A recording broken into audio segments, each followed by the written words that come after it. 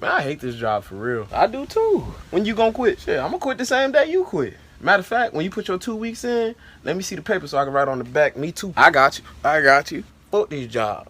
Fuck this job, bitch, I quit. Fuck this job. Cause I don't really need this shit. Okay. Fuck this job. Cause the boss act like a bitch. Hey, fuck this job. He always talking and all that shit. Okay, fuck this job. Everything good over here? Bitch. Yes, sir. Yes, sir. Alright. Bitch, I'm back. Another episode of HonesTEA, you guys. What's up, everybody? Welcome back to another episode of HonesTEA with your boy, John. Let's get right into these topics, you guys. So the first thing I want to talk about is Nelly versus A$AP Rocky. There was an interview that went out where A$AP Rocky said if it wasn't for him, nobody would be rocking Air Force Ones. Now, I want you guys to watch the video and listen to how A$AP Rocky talking, because he's talking a lot of shit. And we're going to come back and we're going to discuss this. Air Force One thing, man.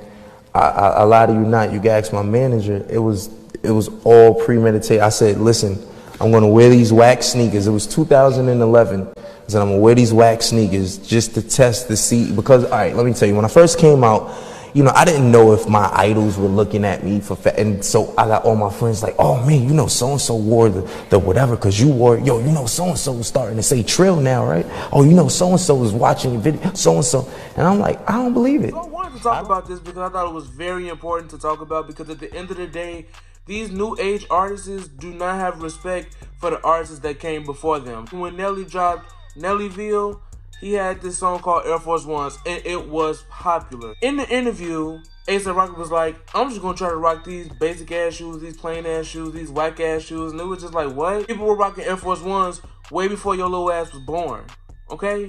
And Nelly made Air Force Ones popular. Air Force Ones was like $60. It jumped up to $100. And bitch, it's still $100 to this day. Everybody rock Air Force Ones.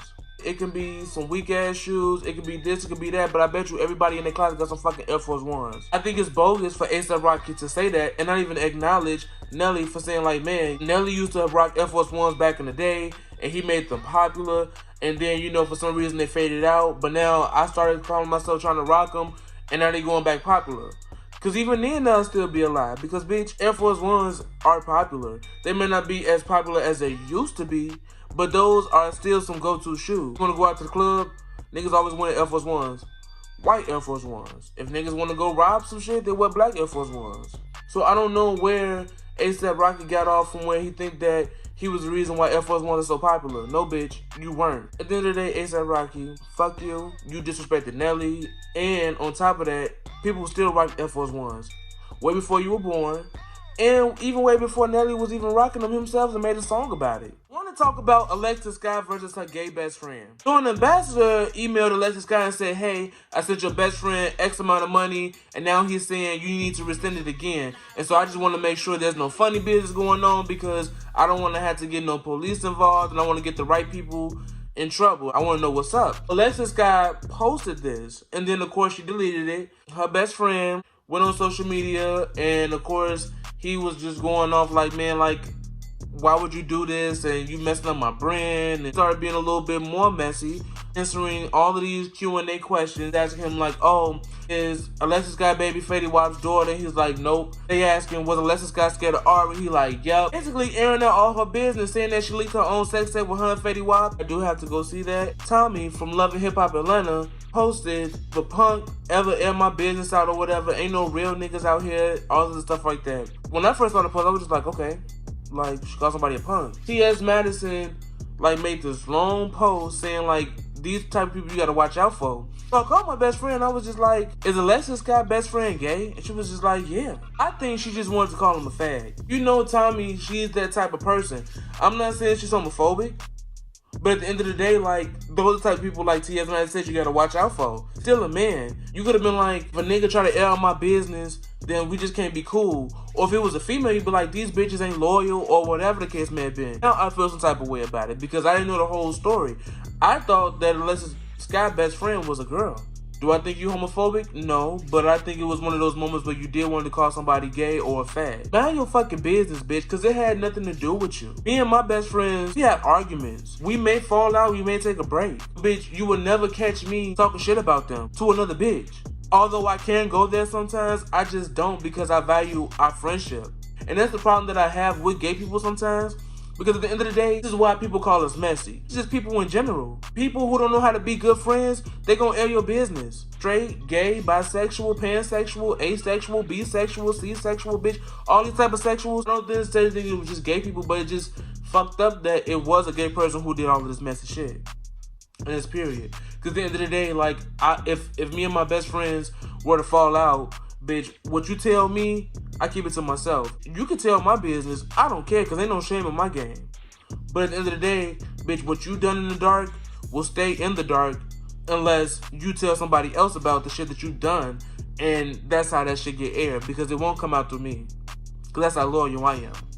So the next topic that I want to talk about is the fans suing Lil Durk for $10,000. A little girl was kidnapped in Chicago. Lil Durk found out about it, and he was like, hey, if anybody find this girl, y'all get 10 bands, and that's on me. 2 days later, maybe a week later, I don't want to make it seem like this was some type of reward type of thing, but they found the girl. The girl who found her was just like, hey, Lil Durk, where's my $10,000? She got to the point where she kept hitting him up that he was just like, man, fuck this shit, and he blocked her. But Lil Durk, you definitely need to pay her money, because it's been a year now, because now she's trying to sue you. I also feel like this is kind of a setup. Lil Durk is not responsible for this kid. There's no one that he's related to. It's not like, oh, can y'all find my little cousin, or can y'all find my little sister? No, he just felt bad for the family that lived in Chicago whose daughter got kidnapped. It should be the family who lost their daughter. Maybe they couldn't afford it. You know, if anything, it'd be like, hey, like, look, I only got $20 till I get paid next week.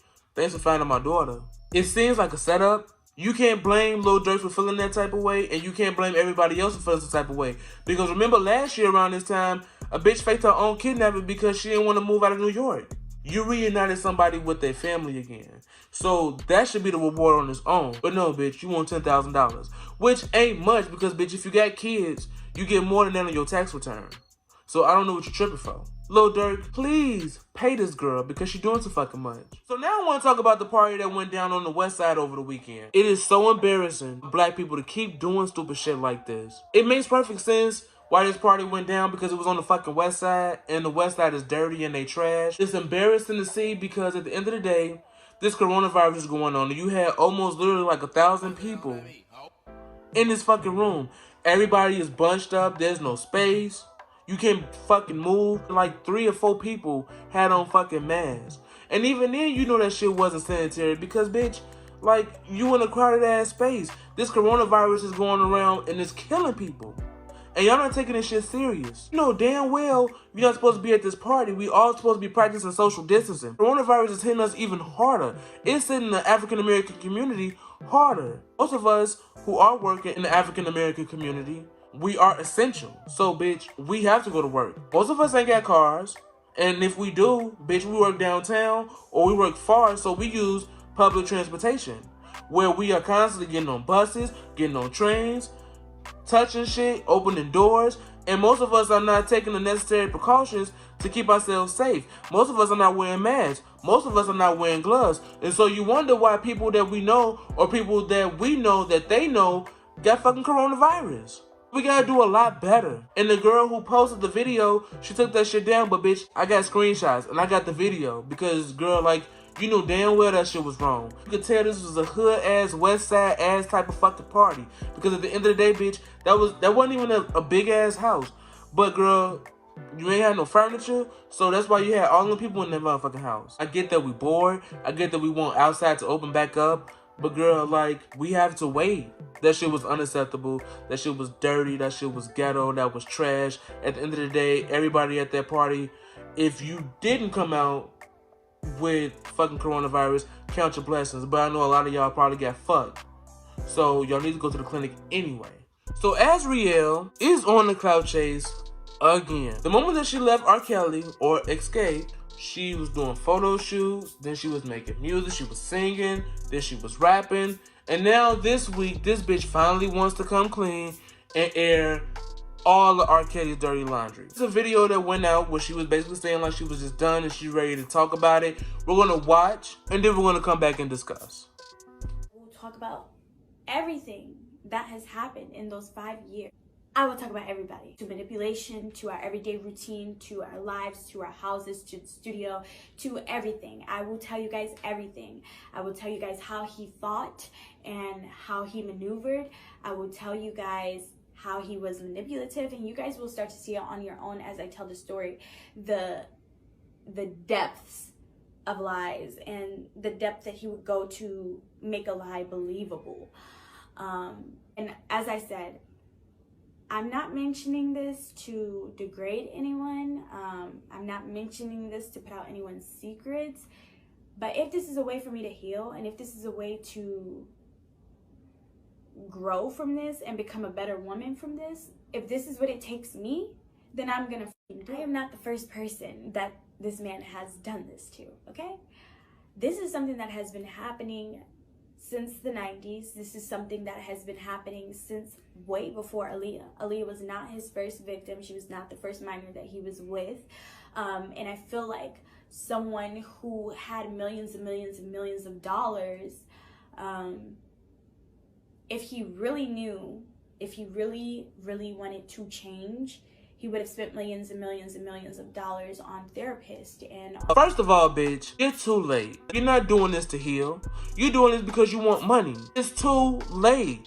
It's already been 2 documentaries about surviving R.Kelly. Don't nobody care about you. Don't nobody care about your story.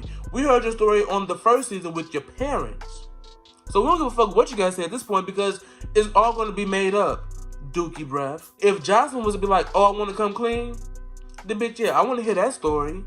Because you actually did love R. Kelly. You wasn't using R. Kelly. I didn't think that you were using R. Kelly either until I start seeing your actions when you left R. Kelly. You sound stupid. You look stupid. He's in jail. What more do you want? What is your purpose? What are you getting out of this? You're trying to heal? Bitch, go to therapy. You're talking about R. Kelly getting some therapy. Bitch, you go get some therapy. If that really mattered to you. You do this shit for clout. Go get some help that you so desperately need because you want to heal, right? Bitch, you ain't got nothing to heal from. Just stop it, because don't nobody care. Don't nobody care at all. Only people that probably care is nobody. So now I want to talk about Love and Hip Hop Atlanta. Shooter is such a fuckboy. Shooter is playing Cheyenne for Bow Wow's ex. If I was Scrap, I would definitely be Shooter ass, because at the end of the day, y'all supposed to be bros. We boys. And I know how you get down. I know that you be talking to random ass females and shit like that. I know you say you got a girlfriend and then you still cheating on her. But like, bro, you doing this to my sister. Like, we shouldn't even cross the line. And even if you did, you could have still be like, hey, bro, like, yeah, me and your sister, we talk. But, you know, I still talk to this person. I'd be like, all right, bro. And then the brother and me would be like, Cheyenne, like, stop fucking with him because he fuck with this girl, he fuck with that girl. Your loyalty is to me, bro. I'm gonna go behind my back and fuck around with my sister, knowing that I know that you fuck with random females all the time. Also not here for Safari and Erica Mena clout chasing asses. They get on my fucking nerve. They own every Love and Hip Hop franchise. One minute they in New York, the next minute they in fucking Hollywood, then they in Atlanta, then they in motherfucking Miami. Like, bitch, like, can y'all just stick to one fucking franchise? Safari ain't been the same since Nicki Minaj broke up with him. Or vice versa. And if you broke up with Nicki Minaj, nigga, you fucking stupid. Because look at you now. Why are y'all fucking on Love and Hip Hop Atlanta? Like, what is y'all purpose of being on there? Just to stir up drama or just to talk about y'all fucking life, which nobody cares about? Y'all could have did that shit in New York. Erica Mena, bitch, you can't sing. You can't rap. Safari, you just a fucking hype man.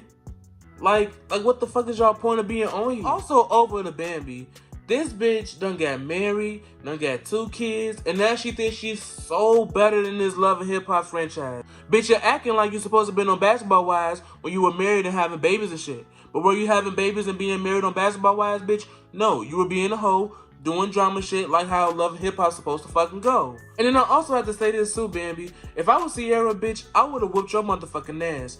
If you guys saw last week's episode, they were doing this whole pregnancy thing, right? Because Bambi felt like she was pregnant. They went to the store, they got like 8,000 pregnancy tests, and they all took one. Bambi switched hers with Sierra.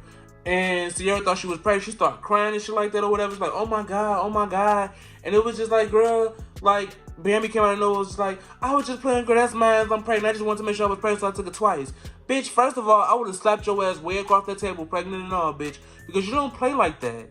Like, girl, like, this is someone's livelihood. And I felt bad for Sierra because she was crying her ass off because she thought she was pregnant by BK. I just thought that it was too much. I thought it was too far for you, Bambi. Like, ugly bitch. Like, you just did the fucking most. Speaking of BK, this nigga been pissing me off ever since he got with Sierra. From the moment that Sierra first introduced us to BK, she was going through her thing with Shooter, and he was just like, man, you deserve a king, just like I deserve a queen, and he was just building this girl up, and she was falling for him. And in the moment that she got with him, this nigga started acting funny. He started doing the fucking most. Started doing things that Shooter was already doing to Sierra. And now I'm looking at this shit and I'm just like, man, like, you did all this shit for what? Just to play this bitch all over again? Really bogus as hell, because a lot of people, a lot of females was rooting for you on social media when it came down to getting with Sierra. Because Sierra been through a lot. And now here you are being a fuckboy, being just like how Shooter was, being just like how every other nigga is. You keep proving females wrong why we can't trust y'all. You wonder why all these females got all these insecurities, because the first thing y'all want to say is, I'm not like the last nigga. But no, you're not like the last nigga. You're worse. You're fucking worse. So, girl, like, BK, you a bitch. So now I want to talk about RuPaul's Drag Race. This week's episode was okay. Jada won the challenge, which I'm so happy for because I said on last week, bitch, you need to win another challenge. And she did. Shout out to Jada Essence Hall. Shout out to Heidi. Shout out to all of my girls, even Sherry Pie, even though she got herself eliminated. Little Von Dude pissed off Mama Ru. When they were doing her critique, she kept trying to cut RuPaul off. RuPaul was like, you know what I'm saying? Because she kept making excuses for herself. She was like, you know, it's getting hard. And then RuPaul was like, well, bitch, the competition is fucking hard. It's going to be hard. And he was just like, slow down because, bitch, you digging yourself in the hole and you don't need to. Yeah, your shit was weak, but your look tonight was decent.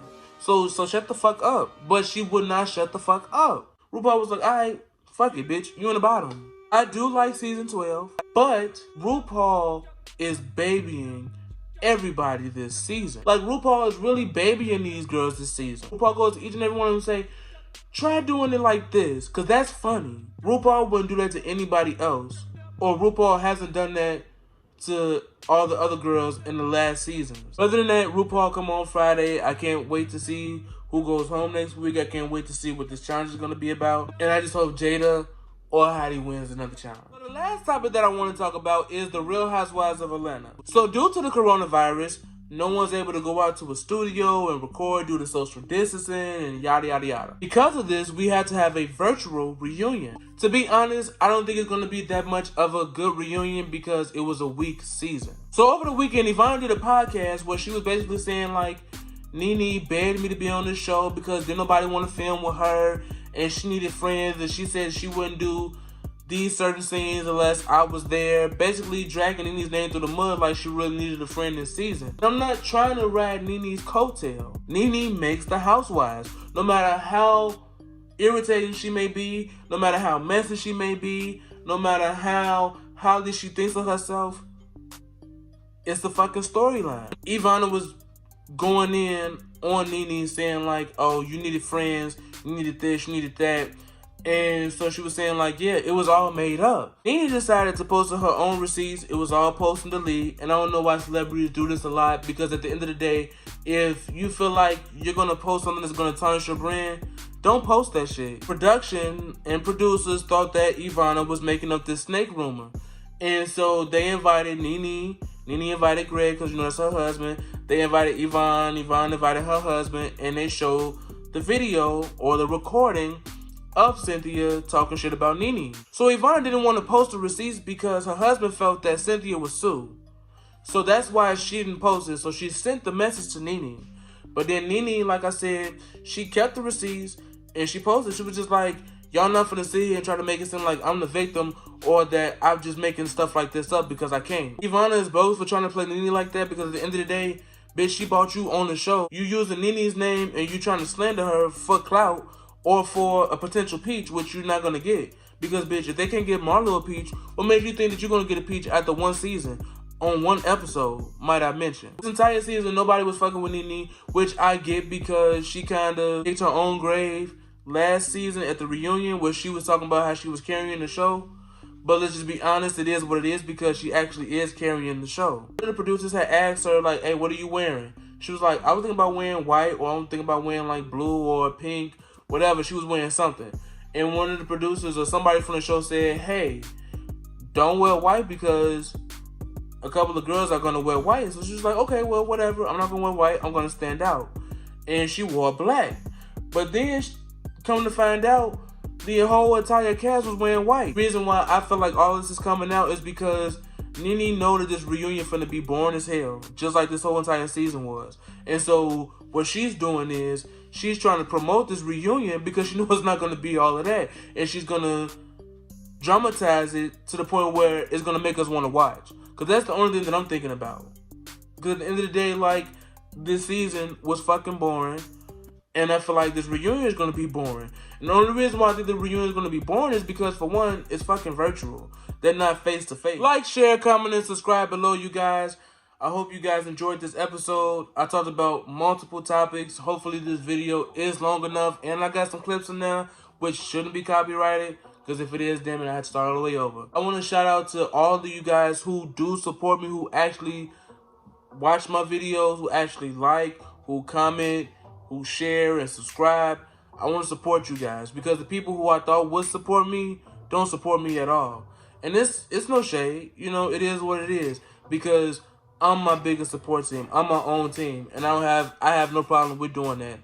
I promote myself. If you guys want to promote me, then thank you, because in the end, not only am I going to thank you, but I'm going to show my appreciation. What I do to promote myself, I go on Twitter. Every person that follows me, I send you a link. Every person that I follow, I send a link. I do it on Snapchat. I post on the Facebook. I post to get myself out there because I'm my only support team. I support me. I support other people as well too. So it's not always about me, but I do support other people. And so I would like that same support from the people that I support in return. But it's not always reciprocated, and that's okay too. Some people do get a little irritated because I do be posting, or I do tag them in certain stuff. But all you gotta do is say, hey, like don't tag me in it. And I'll be like, okay, well, bitch, fuck you. You know what I'm saying? But I will still continue to promote what I want to promote. I'm still gonna do what I have to do to get myself out there. I'll just make sure that when I'm promoting, bitch, I won't tag you. And I don't take it any type of way. I mean, bitch, you don't want to get tagged, you ain't gonna get tagged. But don't hit me up later on in the future, or that moment where I reach my peak and everybody's fucking with me. Oh, I knew you could make it, or oh, let me come on your show, because there's been multiple times where I say, hey, I'm finna start recording. Y'all want to send me something? Y'all want to make a video of y'all saying what y'all want to talk about, and then we can discuss it together. You be a feature on the show, and don't nobody respond. So when I do blow up, and when I start getting responses from random ass motherfucking strangers, don't be saying it on phony and I won't let you on the show. Because bitch, you had your chance and you had your opportunity. But it is what it is. Like, share, comment, and subscribe below. I will be here next week with another episode, you guys.